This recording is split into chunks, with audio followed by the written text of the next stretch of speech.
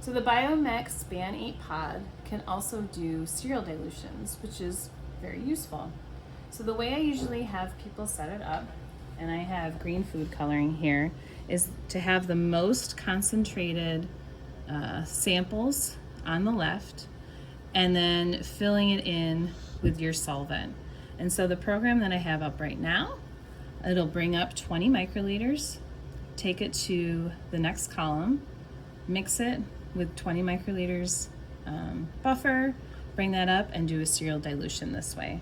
The Biomek can also do top to bottom cereal dilutions, but it just physically takes a lot longer because the Span 8 pod is set up in this direction. So it can do cereal dilutions in 96 or 384 well plates. You have your tips there. Those are P50 tips. And then you want to come over, and this is after the instrument is turned on, initialized, the Span 8 pods, let's really close. Span 8 pods. The syringes have been purged for the Span 8 pods. So all of that has been done, and the method, you know, I've probably helped you create it, and the method is open. So you have your P50 tips here in position P13. You have your 384 well plate here in position P14.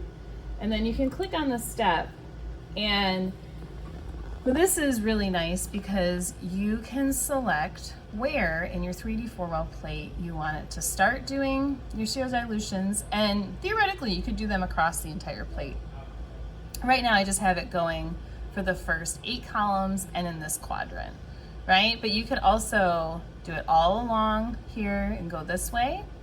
And as I mentioned, you can also have the Span 8 go from top to bottom. However, it just takes a lot longer.